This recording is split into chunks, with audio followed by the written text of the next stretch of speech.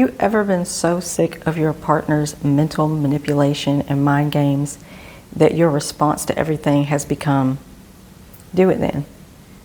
Let me give you some examples. Well, if this is the way it's going to be, then maybe I should just leave. Do it then. Well, if I can't get what I need from you, I'm going to have to go find it somewhere else.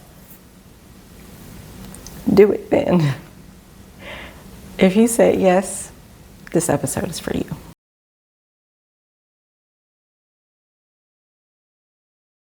Welcome to the Empowered and In Control podcast, the podcast that helps people who have been impacted by domestic abuse to heal and regain power and control after an abusive relationship using the Empowered and In Control framework. I'm your host, Oriana, your favorite domestic violence expert, speaker, and owner of Tarise Advocacy and Consulting. If you said that your response to mental manipulation and even threats sometimes has become, well, do it then. Typically when we have that type of response, it's because the person has done it so many times, right? We know that this is coming. We know that this is going to be the response. We know that oftentimes they're just bluffing. They never follow through with whatever it is, at least not on a long-term basis. And so we've just gotten to the point where we are mentally exhausted with even dealing with it. But the problem becomes sometimes through that mental exhaustion, we miss the red flags that are actually dangerous. And so even with the threats to leave, the threats to cheat, even with the threats of violence, sometimes we are so mentally exhausted and just over it that we're not thinking about whether or not we are actually in danger. I wanted to talk about this today because in a previous episode, I talked about a little bit of my story and how, I've told it before, how my ex had told me that with a loaded gun to my head, that he could pull the trigger and kill me where I stood and the cops wouldn't care because I would be another dead N-word. Hard R. And I told him to pull the trigger. And the thing is, I was so sick of the mind games. I'm so sick of you constantly gaslighting me and trying to make me believe this and that or whatever. And so even when it gets to the point of a loaded gun to my head, I'm so mentally exhausted and I don't care what you're talking about. Just pull it then. Do it. Hey, the Empowered and In Control wheel and its guide is a hopeful tool that I developed for people who are impacted by domestic abuse. It's a healing-centered tool that creates a pattern of positive behaviors that people can use to regain power and control after an abusive relationship. Click the link in the description to get your copy for yourself or for someone that you know who is struggling to move forward after the trauma of an abusive relationship. You can be empowered and in control again.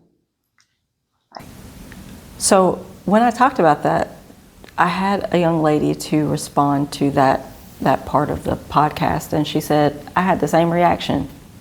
I told my abuser, pull the trigger. I didn't care anything about dying. Like, I was just so sick of him. Shout out to her, by the way. Thank you so much for your feedback, for watching the show and actually engaging. But it made me think, and I told her that it's amazing how we get so desensitized to trauma, to danger, right? Thank God we're still here. But I think that happens a lot of times, and we don't talk about it nearly enough because a lot of near homicide victims were really surprised that their abuser actually tried to kill them. But I wonder how many times they had threatened it before. Because again, going from saying, do it then, to saying, pull it, it's a very short and narrow pathway. I was doing a training where I was listening to the audio of a 911 call.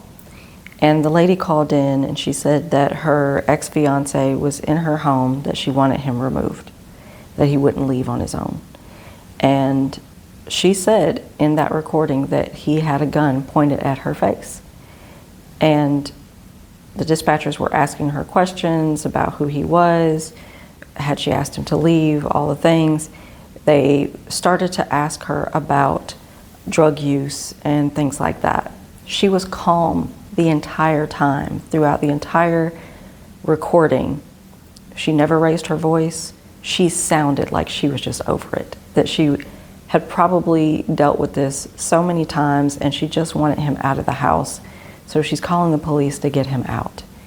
And at one point when they ask her a question, you just hear the sound of gunshots. And I don't know, because this is an audio of a 911 call and that wasn't the focus of the training, I don't know if she survived or if she didn't. But I know that that was a light bulb moment for me. I had to pause that training because I thought about my own situation and how I had the same type of demeanor. Like, that could have been me. I could have said, pull it then. And he did. Right? So I used that example with law enforcement to be able to emphasize to them that just because a survivor is presenting as calm doesn't mean that what they said happened didn't happen. But also, just as importantly, if not most importantly, just because a survivor is calm or seems over it or annoyed, it doesn't mean they're in any less danger. So I wanted to talk about this today because we have a crisis when it comes to domestic violence. We always have, but you know, with the economy being what it is, with the attack on women's rights being what they are, there are instances of domestic violence that are escalating. It's going from being the mental manipulations and the coercive control to escalating to homicide and murder-suicides. And so I want to talk about the importance of recognizing when we are becoming desensitized to danger. If you think about what our lives have been like, right, growing up and the traumas that we've experienced, from childhood to adulthood, we've probably had multiple traumas, right? I'm not a mental health professional by any means, but I do know that trauma does impact the brain and it impacts our decision making. It impacts the way that we view things, the lens that we see life through. And so when we are in a relationship with a person who's doing the same thing over and over again, that may be the only thing they're consistent about, is the mind games, right? Is the things that they accuse you of, the threats that they make to leave, the threats that they make to harm you or to cut you off financially or to put you out of the house. And even if they do those things, right? Even if they do put you out of the house, they let you back in. If they do leave, they come back. So you're being shown on a regular basis that this is just a manipulation, right?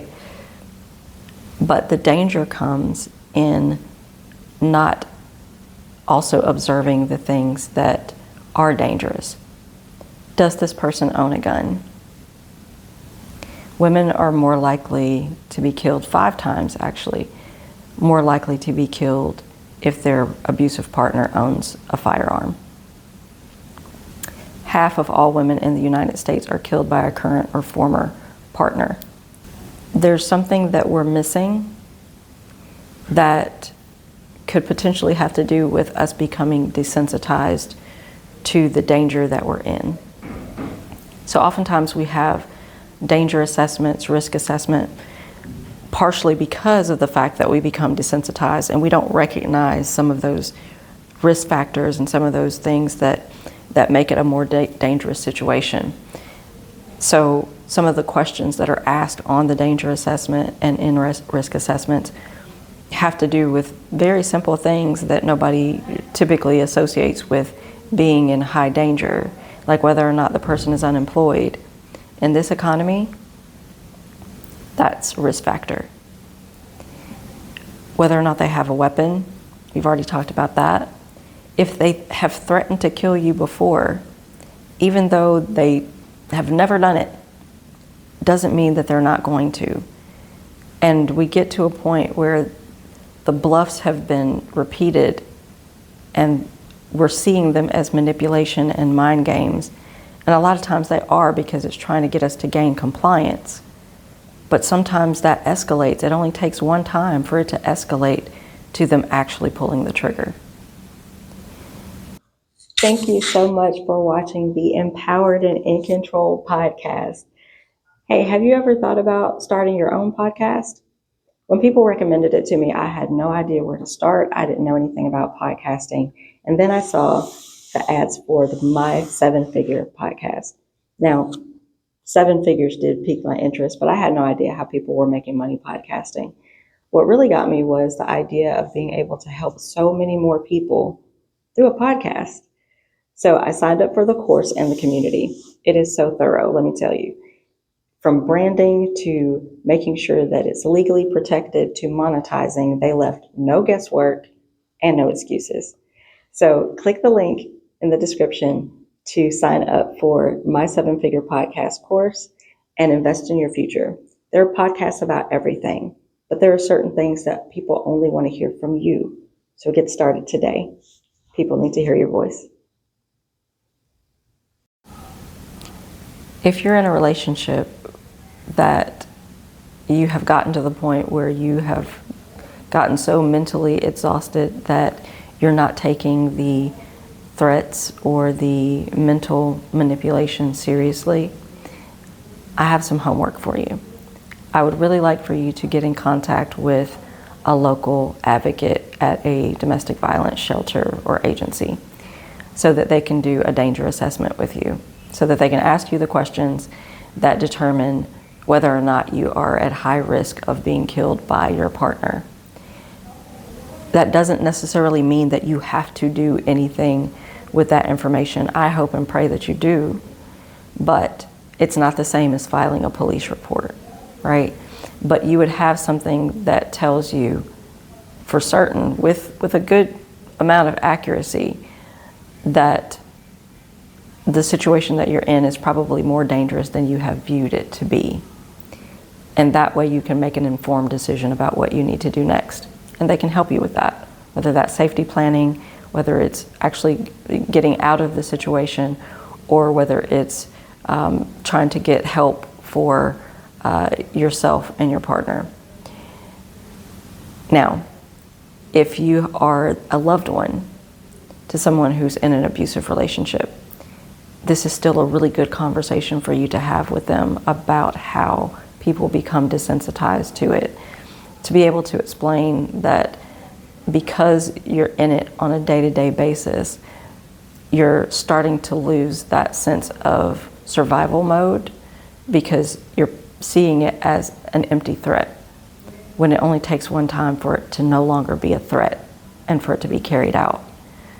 And so that's an opportunity to support them in going and getting a danger assessment or a risk assessment with a domestic violence advocate. Thank you so much for watching the Empowered and in Control podcast. Drop in the comments if this is something that was helpful for you, if you've been in an abusive relationship where you have felt so mentally exhausted that was your reaction, just whatever, do it. And again, we need to talk about this more because there are more people out there who feel the exact same way and are not recognizing that it makes it easier to be able to miss the red flags that really are dangerous. So share this podcast with whoever you feel it would benefit. Drop in the comments whether or not you have been in that situation or if this has been helpful for you. And keep an eye out for upcoming webinars that I'm doing on topics like this, including the 3 most dangerous red flags to be aware of. And I'll see you next time. Bye.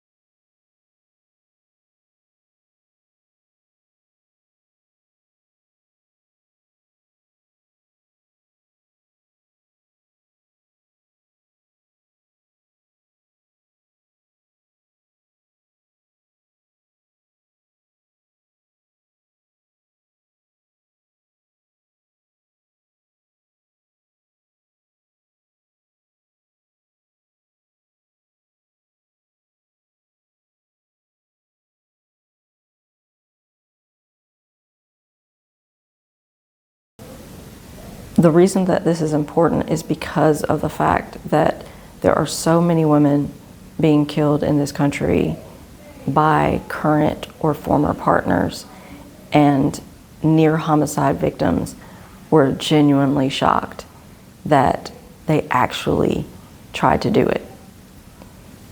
But what are the signs? What are the risk factors? What are the things that are there that we can look at ahead of time to be able to determine that, no, this is likely that this person is going to do that?